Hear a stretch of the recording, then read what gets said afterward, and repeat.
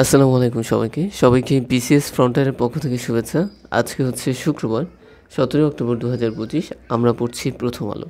শুরুতেই বলে রাখছি আমাদের এই চ্যানেলে আপনারা প্রতিদিন প্রথম আলো পত্রিকা আমরা পড়ে থাকি এবং হচ্ছে আমাদের চেষ্টা থাকে যে আপনাদের বিসিএস জার্নিটা একটু স্মুথ হোক। তো এনসিপিকে হচ্ছে রাজি করাতে সরকারের নানা চেষ্টা। এনসিপি হচ্ছে জুলাই সনদে আজকে স্বাক্ষরিত হওয়ার কথা, আজকে হচ্ছে 17 অক্টোবর 2025, কিন্তু দেখা যাচ্ছে যে এনসিপি এখনও স্বাক্ষর করতে চাচ্ছে না, কারণ তারা চাচ্ছে যে আমাদের যে অন্তর্বর্তীকালীন সরকার আছে তাদের একটা প্রফেশনাল কনস্টিটিউশনাল অর্ডার জারি করতে হবে। হামাস যুদ্ধবিরতি চুক্তি না মানলে গাজায় আবার হামলার হুমকি দিয়েছে হচ্ছে ইসরায়েল। এরপর আমরা দেখতে পাচ্ছি যে জামাত ও ইসলামী আন্দোলন জুলাই সনদে স্বাক্ষর করবে। তাছাড়া আমাদের কথা লিপিবদ্ধ হলে জুলাই সনদে স্বাক্ষর করব বলেছেন মির্জা ফখরুল। তো এ হচ্ছে তথ্য। আর শেখ হাসিনার মৃত্যুদণ্ড চাচ্ছেন চিফ প্রসিকিউটর। তিনি তাকে শেখ হাসিনাকে জুলাই গণঅভ্যুত্থানের সময় সংগঠিত মানবতা বিরোধী অপরাধের নিউক্লিয়াস বা প্রাণভগ্ন হিসেবে আখ্যায়িত করেছেন। এছাড়া স্বরাষ্ট্রমন্ত্রী আসাদুজ্জামান খানকে গ্যাং অফ 4-এর সদস্য, কমান্ডার অন দ্য গ্রাউন্ড উল্লেখ করে তার মৃত্যুদণ্ড চেয়েছেন চিফ প্রসিকিউটর।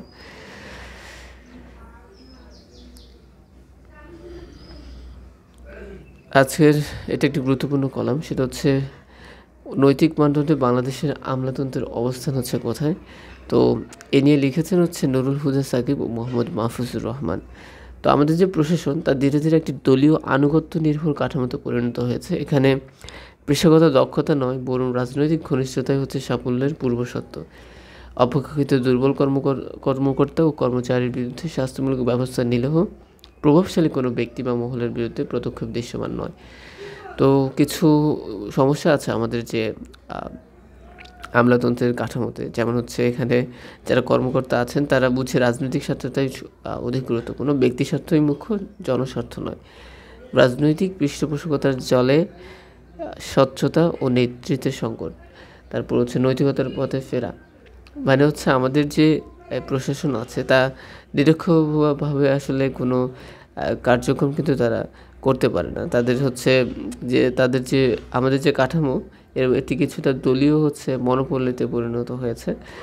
অপেক্ষাকৃত দুর্বলদের বিচার করা গেলেও কিন্তু দেখা যাচ্ছে যে শেষমেশ যারা প্রভাবশালী তাদের ব্যাপারে কোনো পদক্ষেপ নেওয়া হয়ে থাকে না। তো দেখতে পাচ্ছেন প্রথম আলো। এরপর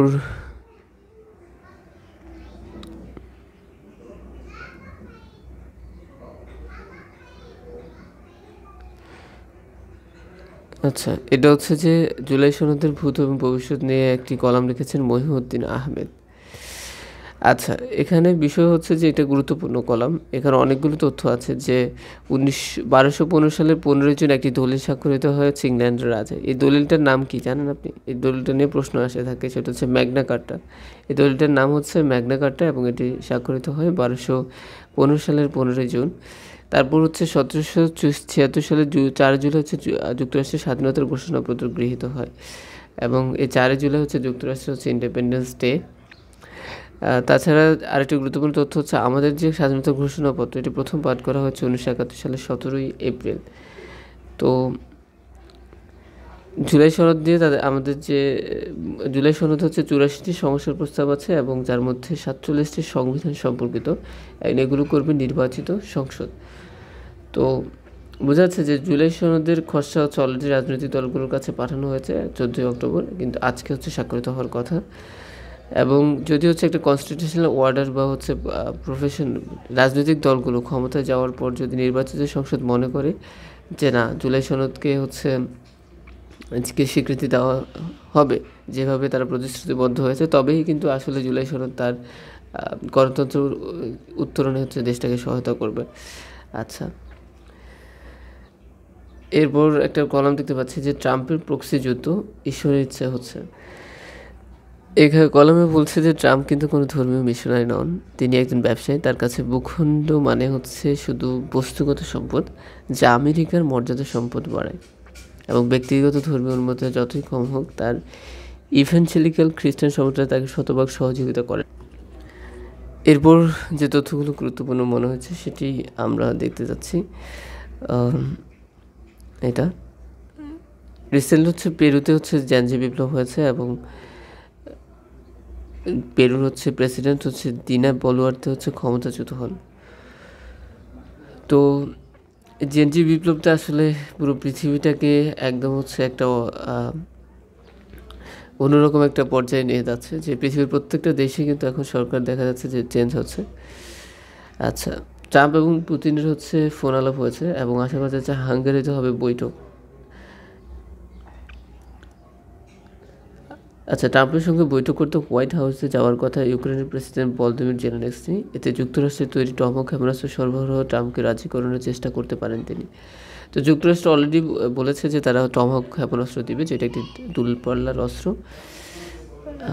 জিনজি বিক্ষোভের পর যখন হচ্ছে মাদাগাস্কারের হচ্ছে প্রেসিডেন্ট হচ্ছে ক্ষমতা হচ্ছে হারিয়েছে, তারপর হচ্ছে এখন শোনা যাচ্ছে যে ওই মাদাগাস্কারের হচ্ছে প্রেসিডেন্ট নতুন হচ্ছে হবে হচ্ছে র্যান্ড্রি আনা নিরেনা, ঠিক আছে। এরপর হচ্ছে আমরা দেখতে পাচ্ছি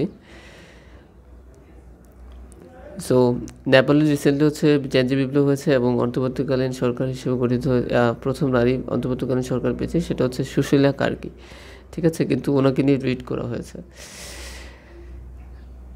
তো রিসেন্টলি হচ্ছে আপনার সাহিত্যে নোবেল প্রাইজ দেওয়া হয়েছে হাঙ্গেরিয়ান রাইটার হচ্ছে লাসলো হচ্ছে ক্রাসনিহারকাই। তার উপন্যাস হচ্ছে দ্য মেলানকোলি অফ রেজিস্ট্যান্সে ফুটে ওঠে বিশ্বাসহীন মানুষের রাজনৈতিক ক্লান্তি ও স্বৈরাচারের জন্মকথা। তো ওনাকে রিসেন্টলি হচ্ছে আপনার সাহিত্যে নোবেল প্রাইজ দেওয়া হয়েছে এবং এই নামটা মনে রাখতে পারেন যে লাসলো হচ্ছে ক্রাসনিহারকাই এবং তার উপন্যাস দ্য মেলানকোলি অফ রেজিস্ট্যান্স, ঠিক আছে। তো আজকে এতটুকুই। ধন্যবাদ সবাইকে যারা আমাদের ভিডিওগুলো নিয়মিত দেখছেন। আসসালামু আলাইকুম।